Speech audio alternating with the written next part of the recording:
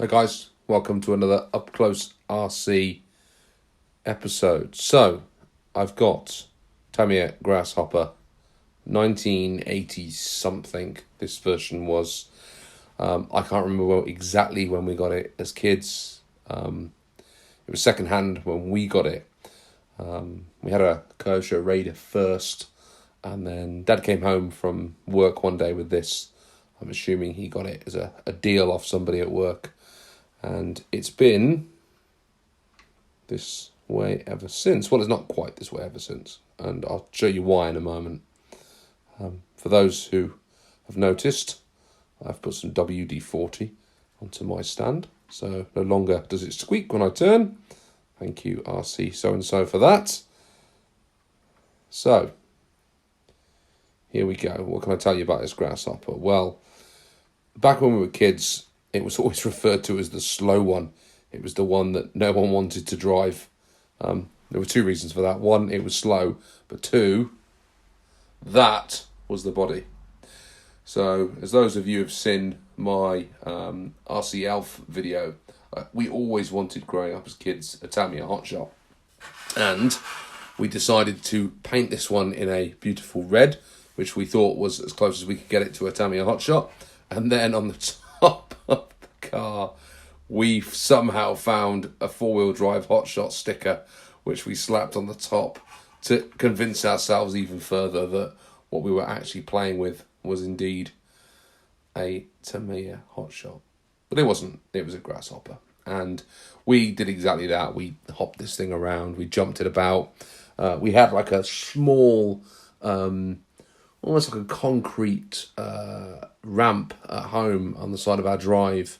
And we used to try and drive this up the wall, believe it or not. We had this great idea that we could be able to ride the car along the wall and somehow magically it would jump off the other end. And of course, it used to keep rolling onto its roof. And as you can see there, you can see all the marks of where this thing spent, I would imagine, 50% of its time rolling around on its roof. We smashed off the little headlights that went on the side and made a real mess of it.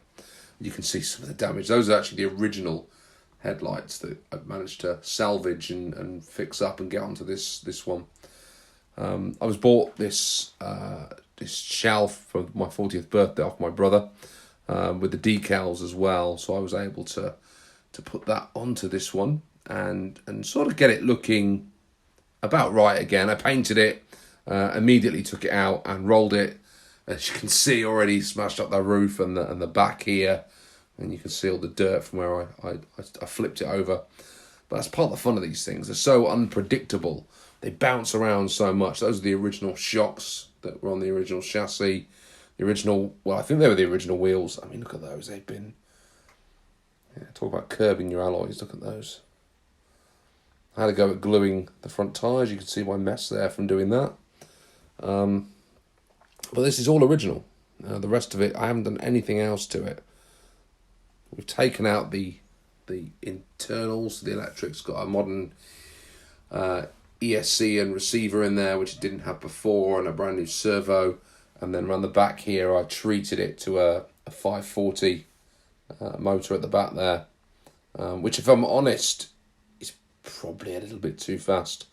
So that's going to be coming out, and I'm going to go back to a 380 again, I think, for two reasons. One, I don't think it does it any favours, and two, I've only got a very short track, as you well know, outside, and this thing just is almost uncontrollable with that 540 motor in. I put some oil-filled shocks in the back, similar to what go into the Hornet. They came from JKRC, so they're mounted up at the back there. I'd like to put a brace on the back of here. I think that would be a sensible thing to do. Stick a transmission brace on the back and sort that out. But yeah, it's I don't know what I've done to my stand. I blame RC so-and-so for this. I put the grease on, now I've broken it. I absolutely love this car. I think it's a great bit of Tamiya's history. We enjoyed it as kids, and we certainly gave it a fair old run and quite a lot of abuse, as you can certainly see from that shell. Yeah, what's more to say about this? Get some more time with it out on the track in the summer. and I look forward to putting it up against that Rising Fighter that I've now got, and seeing how, the original compares to the new version.